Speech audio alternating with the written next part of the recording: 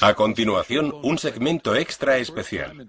Por primera vez en 20 años, el Dr. Dyer nos hablará del suceso profundo y muy personal que transformó su vida. Una de las ideas más importantes para mí procede de algo que leí en el último libro de Castaneda, titulado El lado activo del infinito. En El poder de la intención escribí un capítulo entero sobre nuestro conflicto con la infinidad. Ese libro decía algo que causó un impacto profundo en mí. Decía que el problema de la humanidad, de las personas en la cultura occidental que no viven de la fuente, es que todos ocupamos un cuerpo que va a morir. Pero nos comportamos como si no fuera así. Reflexioné sobre esa idea durante mucho tiempo. Él decía que cuando actúas como si tu cuerpo no fuera a morir, vives en el lado inactivo del infinito. Nuestro objetivo al conectar con la intención es pasarnos al lado activo del infinito. El lado activo del infinito es el lugar donde reconocemos nuestra naturaleza infinita. Así entendemos las palabras de Jesús cuando dice que estamos en este mundo, pero no somos de este mundo. Casi todos creemos que estamos en este mundo y también que somos de este mundo, pero no podemos ir más allá de esta idea. Descubrir y comprender nuestra naturaleza infinita es una de las cosas más difíciles, pero una vez que lo captas, lo captas. Me acuerdo de cuando vivía en Mount Clemens, Michigan, en casa de una señora maravillosa que acogía a niños que se encontraban en la misma situación que yo y que mi madre. Nací en 1940. Mi madre tenía 3 hijos varones de menos de 4 años. Yo era el más pequeño y mi padre, cuando yo tenía 1 año y medio o 2, se marchó sin más. Mi madre le pidió el divorcio y él, que tenía 3 hijos, no llamó nunca. Ni una vez en toda su vida. No hizo el menor intento de contactarnos o de contribuir a nuestra manutención. Y yo solía preguntarme cómo alguien podía... Mi madre era una bellísima persona y todo el mundo... Ella nos reunió de nuevo cuando yo tenía 9 años en 1949. Todos mis amigos querían venir siempre a mi casa porque era un lugar donde no se juzgaba a nadie, era divertido, ellos lo pasaban bien, siempre había comida para todos. Era un lugar especialmente alegre, emocionante, hermoso. Siempre me preguntaba cómo un hombre había podido abandonar a una mujer con 3 hijos de menos de 4 años cuando era perfectamente capaz de quedarse a trabajar. Eran tiempos de guerra y todo eso, y él pasó varios años de su vida en la cárcel. A mí me corroía por dentro el deseo de conocer a ese hombre, de encontrarlo. Soñaba con él, estaba lleno de rabia. Un momento decisivo en mi vida llegó cuando cambió la imagen que tenía de mi padre. Yo no sabía de él más que su nombre. Se llamaba Melvin Lyle Dyer. Sé que nació en 1914. Por las noches a menudo soñaba que lo veía. Despertaba lleno de ira, a veces sudando. Soñaba que me peleaba con él cuando dormía y me despertaba empapado, furioso. Durante todos esos años, hasta que cumplí los 34, en 1974, soñaba con él casi cada noche. Siempre le pedía a mi madre que me contara algo de él, cosas como dónde estaba. Ella albergaba hacia él un profundo resentimiento. Así pues, recibí una nota en 1974 o 73 que me informaba de que mi padre Me la había enviado una prima a quien no conocía, llamada Dorothy Phillips. Me decía que mi padre había muerto 10 años atrás, en 1964, a los 49 años, de cirrosis, y que estaba enterrado en Biloxi, Mississippi. Había muerto en Nueva Orleans. Esa era toda la información de la que ella disponía. Mis dos hermanos no querían ni oír nombrar a mi padre, creo que en parte porque se acordaban de él, eran 1 o 2 años mayores que yo. No querían saber nada, pero yo tenía una curiosidad muy grande, casi innata, por saber quién era esa persona. Por encima de todo, quería saber cómo había podido hacer eso y si reconocía a sus 3 hijos. De hecho, solo quería saber si reconocía a un hijo llamado Wayne. En esa época, yo trabajaba como profesor en la Universidad de St. John, en Nueva York. Daba clases de asesoramiento psicológico. Era la época en que Lyndon Johnson había incluido muchas cosas en su programa para una gran sociedad y se estaban integrando algunas escuelas del sur.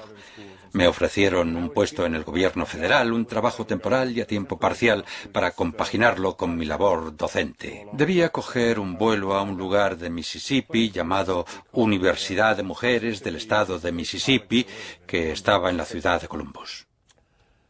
Yo acababa de enterarme, no recuerdo exactamente hacía cuánto tiempo, de que mi padre había muerto. Al consultar un mapa vi que Columbus estaba a solo unos 300 kilómetros de Biloxi. Sabía que habían enviado el cadáver de mi padre como el de un indigente de Nueva Orleans a Biloxi. Así que llegué a Columbus, impartí mis clases y redacté mi informe sobre los derechos civiles, sobre si serían o no respetados. Luego alquilé un coche un viernes por la tarde. Era un Dodge Cornet de 1974 azul.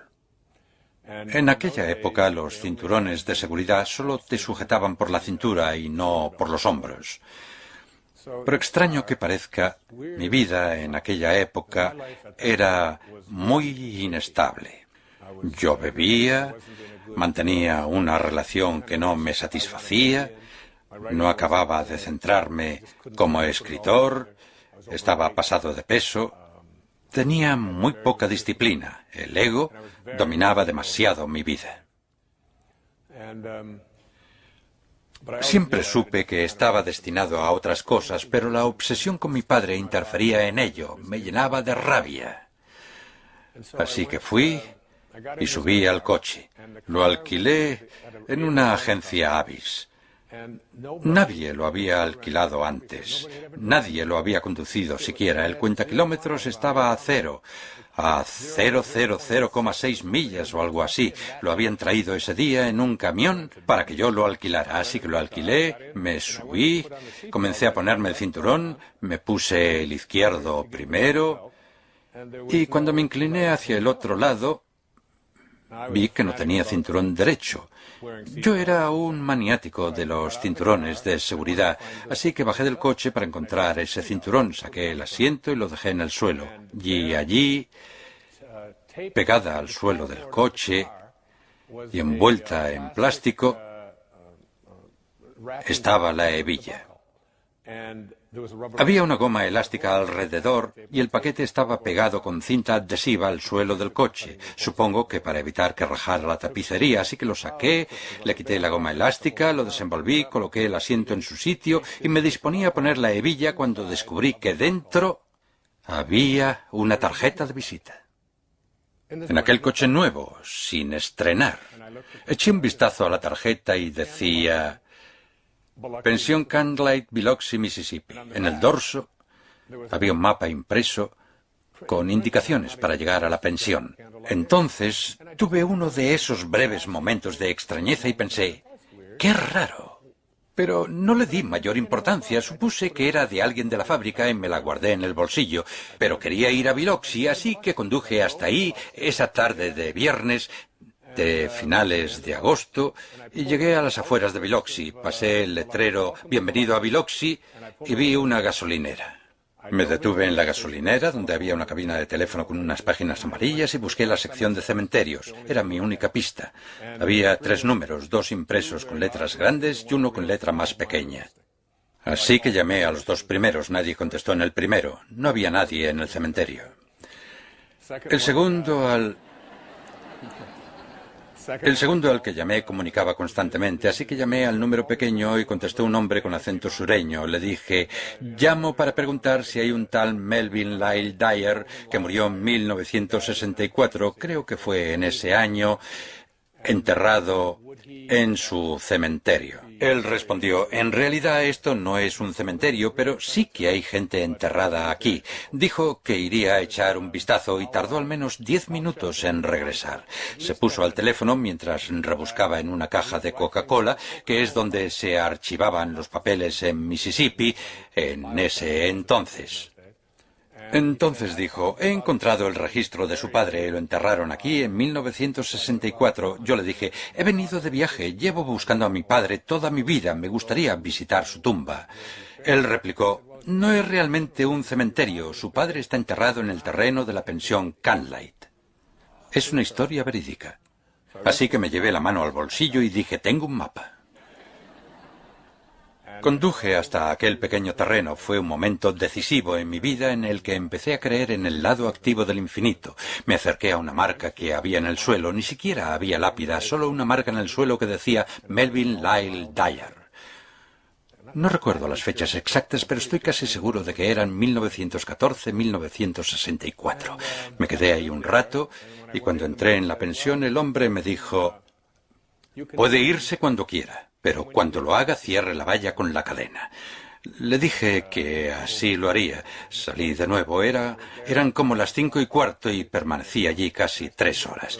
Ya había oscurecido, eran las 8 y no hice más que maldecir a mi padre pisoteando el suelo y diciendo: ¿cómo pudiste hacer eso? ¿En qué estabas pensando? ¿Cómo pudiste marcharte y no llamar nunca? Se me saltaron las lágrimas. Fue un momento culminante y muy emotivo de mi vida. Entonces algo se adueñó de mí y me acordé de lo que Mark Twain decía sobre el perdón. El perdón es la fragancia que la violeta deja en el talón que la ha pisado. Se apoderó de mí una sensación que nunca había tenido y le dije a mi padre: te perdono. No sé por qué. Dije: a partir de este momento y para el resto de mi vida te transmitiré amor. Te veré siempre con afecto. Así que puse la cadena, me alejé en el coche, volví a casa, volé de regreso a Nueva York, me tomé un breve periodo sabático de unas 2 semanas y fui a un lugar en Fort Lauderdale, Florida, al motel Spindrift.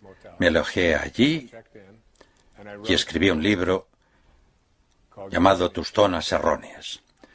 Hoy se han publicado 32 millones de ejemplares de ese libro en 48 idiomas y lo escribí en menos de 2 semanas, de principio a fin.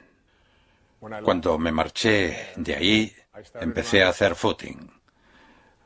Poco después adquirí la costumbre que he mantenido 22 años de correr 13 kilómetros cada día.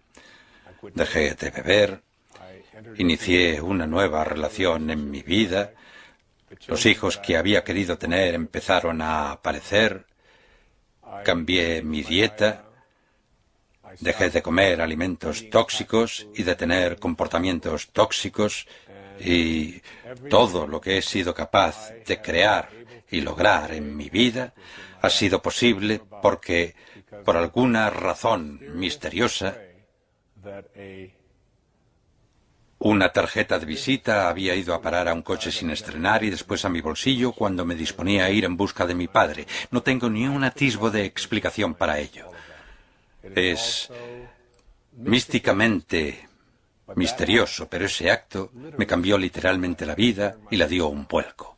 Recuerdo que de niño, cuando vivía en el 231 de Town Hall Road en casa de la señora Scarf, ella se acercó una tarde y nos entregó a mi hermano Dave y a mí un plátano a cada uno. Estábamos en el porche trasero y ella, con el rostro bañado en lágrimas, nos dijo: el señor Scarf ha muerto esta mañana.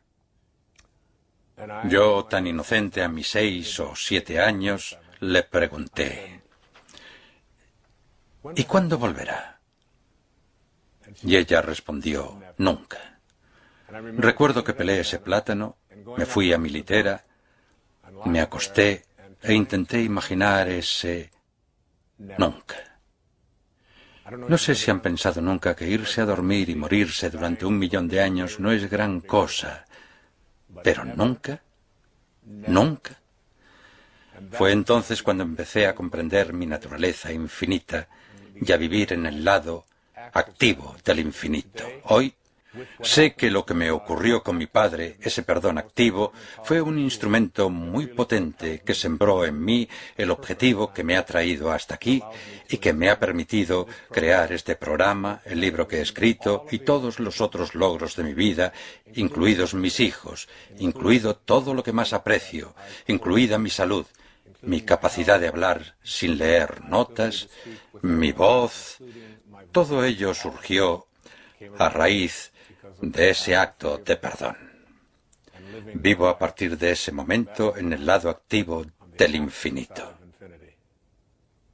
Ya no vivo en un cuerpo que creo que no morirá. Sé que morirá, pero también sé que no es yo. Estoy total y absolutamente reconciliado con ello. No soy este cuerpo.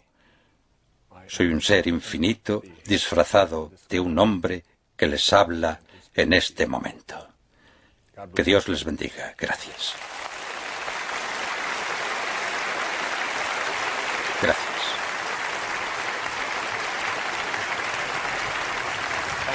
Gracias. Muchas gracias.